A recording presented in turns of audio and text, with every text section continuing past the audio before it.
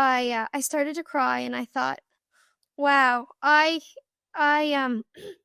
worked super hard for what I believed in, and he had no regard for that. Um, he joined the very team that implemented the policies that allowed my aunt to be murdered.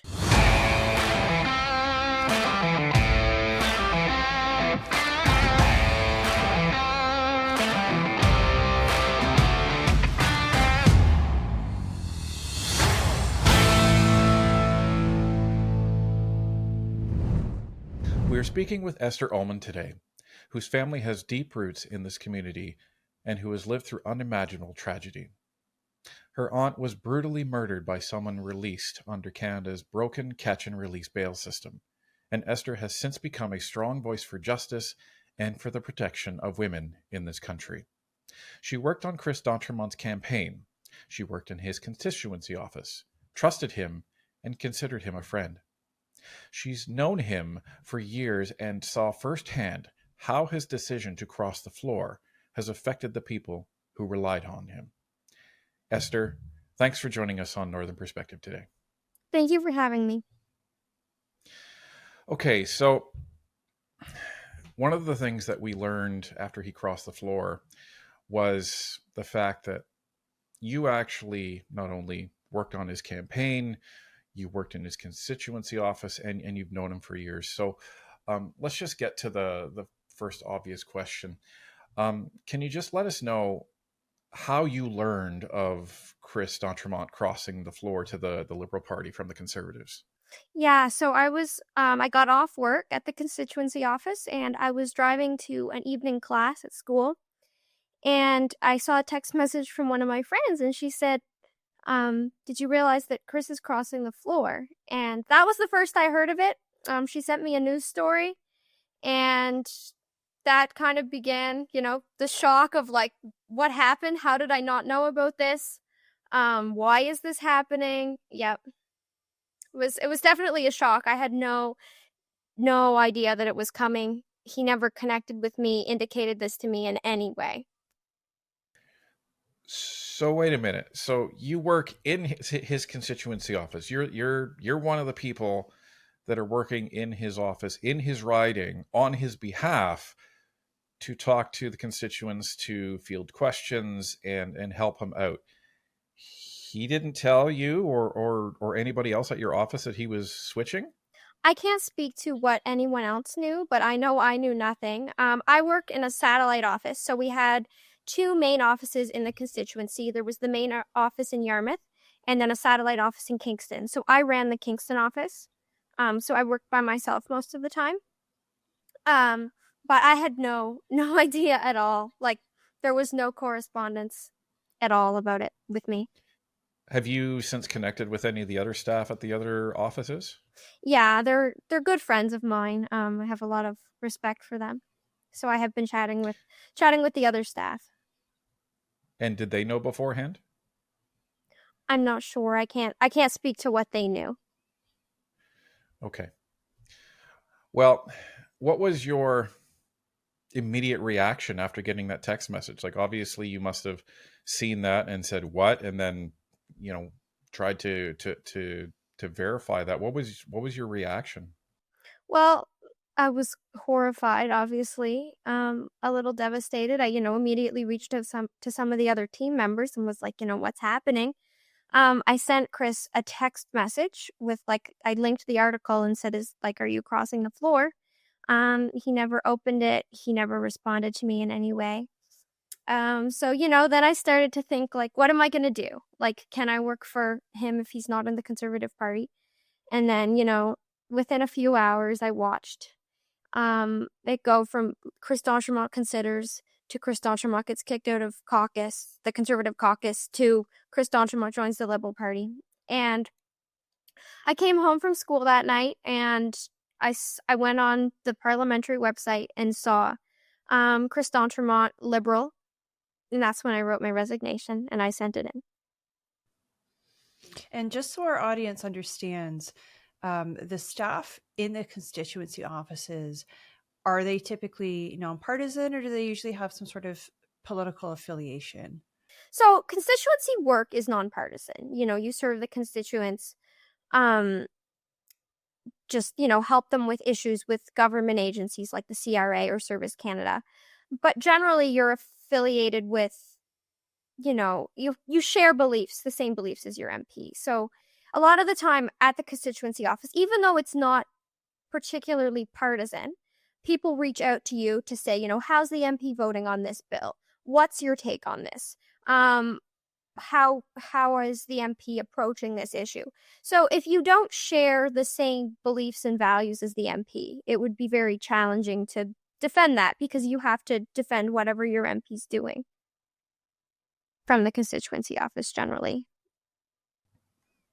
So, and this kind of aligns with what we've seen at many other ridings, where I assume most of the, if not all of the constituency staff were also people that worked on his campaign. Is that pretty similar for the Acadia Annapolis riding?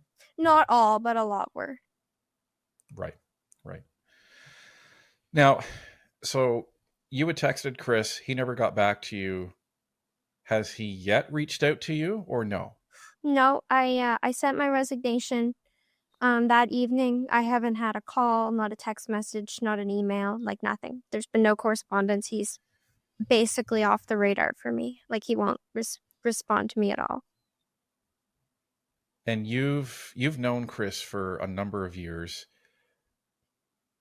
How does that make you feel that he hasn't even responded to the initial reach out asking if this was true, the resignation, any of it? How does that make you feel? Well, it's shocking and it also really hurts. I started working for him in 2019 for that election. I think I was 15 at the time. And I've been helping him ever since. There's been issues sometimes that I didn't always agree with him on, but then I'd be like, you know what? We're on the same team.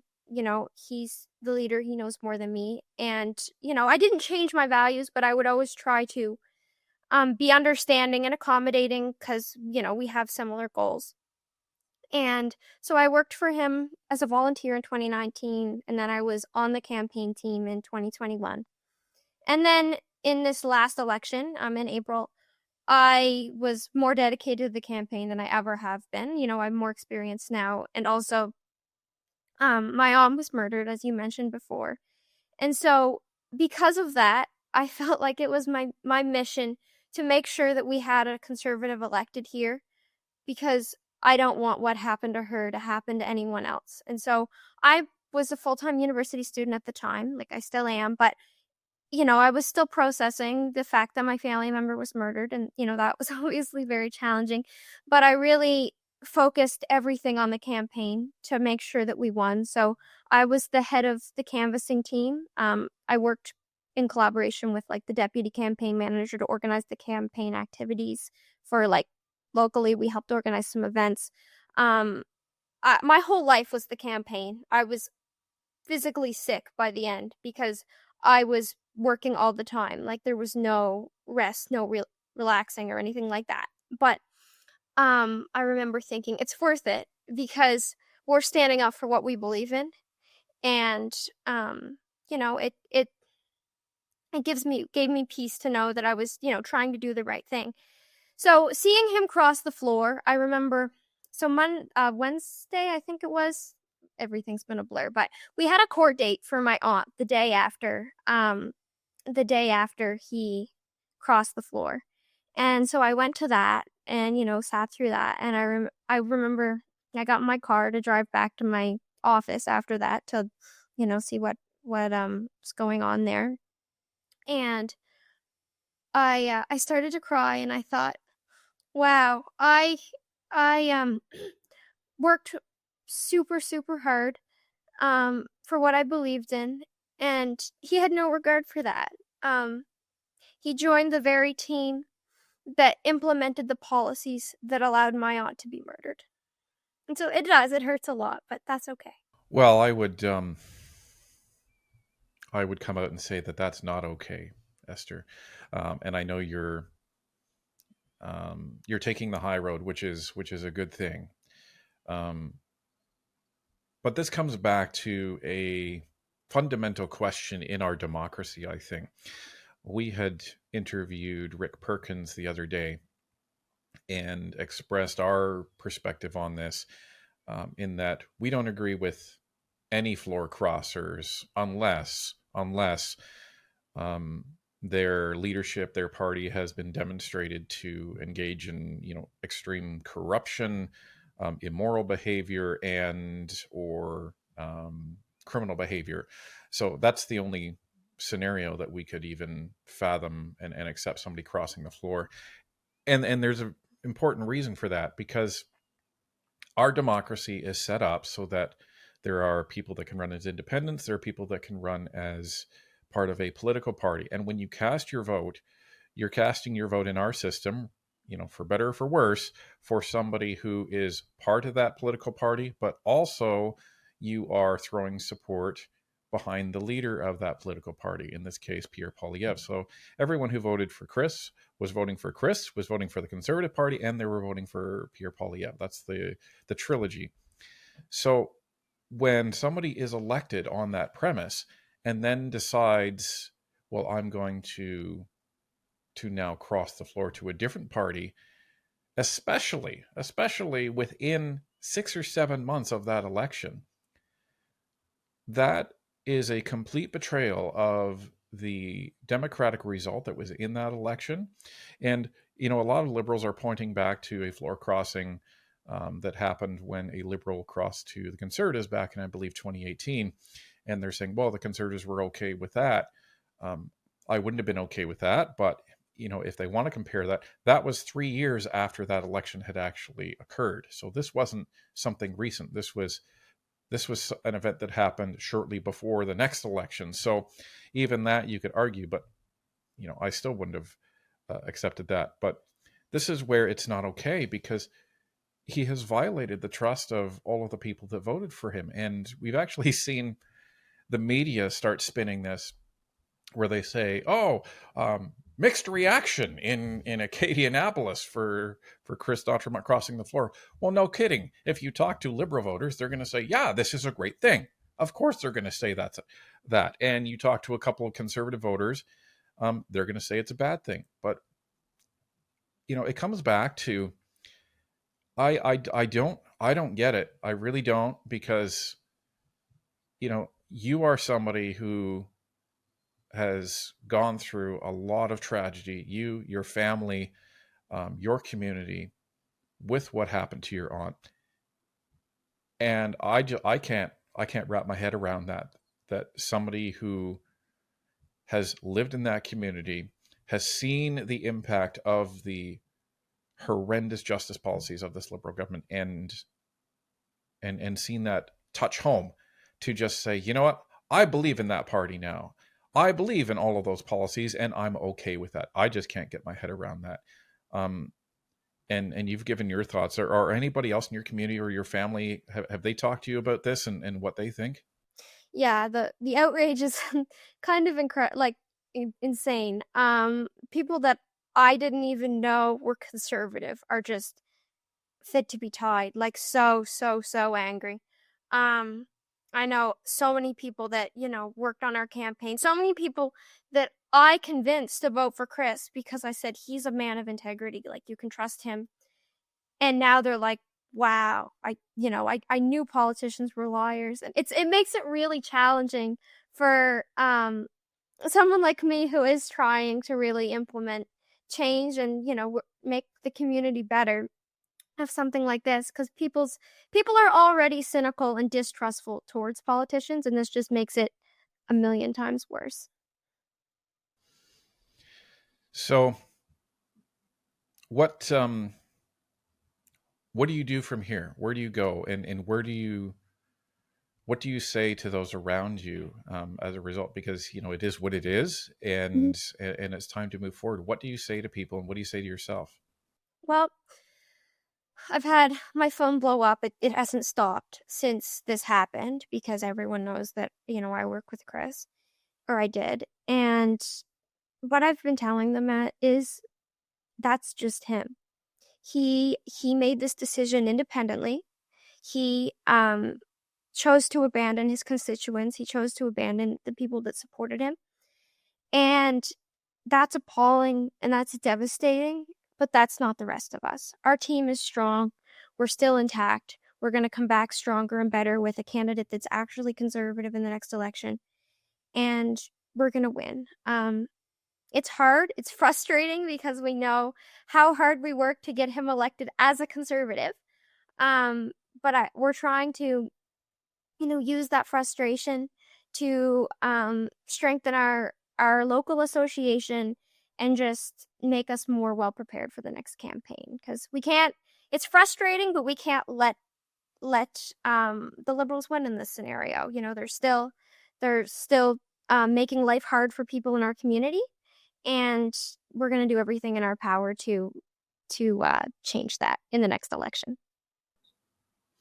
Well, and as much as these gut punches can really hurt, as you say, what we always tell our viewers is we've only lost Canada if we make the decision to give up. And we only lose if we make the decision to give up. As long as we keep fighting, Canada will always be there. Do you agree with that? 100%. One thing that is very frustrating about this is seeing people that, were cynical to begin with go, oh, I was right. Like, no, you weren't right. We were wrong about this candidate. I'm very sorry that I got people to vote for someone that wasn't legitimate. But in the same sense, our movement is still right. I still believe that our leaders' mission is still right, and we're not going to give up on that. But I would like to add too, you mentioned the media. CBC reached out to me. And so I said, sure, I would probably speak with you guys. I've had some not ideal experiences with them in the past, but I'm like, yeah, I'll talk to you. So one of their newsroom staff called me to just kind of get a breakdown of, what I would say. And so, I explained my perspective. And she was like, okay. And she went through, her questionnaire. And one of the questions was, do you have sympathy for the MP and his decision? Because he said he doesn't support the leader anymore. So, I responded that, absolutely not, because he supported the party a few months ago. And if he didn't believe in that, he shouldn't have run under the banner and deceived us all. Anyways, after I said that, her tone changed. And then she called me back and said, yeah, something else came up. We can't have you on our show. Anyways, it was interesting because, I'm not surprised. I know they're very, very biased, but it's kind of interesting to see that, firsthand. Yeah, you're right. And the first time we really saw the veil drop on this was, I think, really during the C11 ruling by the C18 ruling by or legislation by the government, where they blocked Facebook from, well, they caused Facebook to block news posting on it. And we haven't had normal television in about 15 years. And we were at our aunt's cottage at that time, and we saw CTV running an ad, and it was saying that Facebook has blocked all news, but it didn't say anything about the fact that they lobbied for it. They lobbied for it, and it was the government. And it really is something when you see that veil drop. But that's beyond disgusting. I just have to say, and it's not shocking to your point, but it doesn't make it any less disgusting. Yeah. So we've been getting a lot of emails from members of the constituency of the EDA. Your mom was one of them. That's how we got in touch again. And people are hurt. People are upset. What general sense are you getting from the community? The riding's very big, so I'm not in both ends of the riding, but the people that I'm connected with, there's so much shock, for one thing, and then just anger and betrayal. Like, they just feel betrayed. Esther, Chris said he consulted with his constituents. He said he consulted with his family before making this decision. Are you saying that he didn't? I know, shocking. It's interesting because he's not been here that much lately because he's had like work trips and stuff like that. And I can tell you, I wasn't consulted with, so not sure who he was consulting with, but wasn't from this end of the writing. Because everyone that worked on our team, like past and like present, everyone's just like blown away. And just, it is shocking when you know somebody for that long and you get betrayed by them. I think that's what one of the things that bothers me is because like I had been friends with him since I was like 14, 15. Like I was friends with his wife when and his kids. Like I knew his kids, I didn't know them well. But like when I went to Ottawa to testify, I asked his wife to accompany me as my support person. Like that's how close I was to them or thought I was. So it's just really shocking and I know that everyone else is feeling the same way that I am about this. Well, here's hoping that an election comes relatively soon. We're expecting one to maybe happen sometime in the spring or summer of next year. And hopefully, Chris will receive the same shock and awe and be blown away at the result of that election if he decides to even have the courage to run on the Liberal docket. He certainly won't be running for the Conservatives ever again in No. any sort of capacity. Esther, thank you so much for sharing your thoughts and the perspective of those around you on this very significant event in Canadian politics. And we look forward to having you on the show in the future. Thank you. I appreciate it.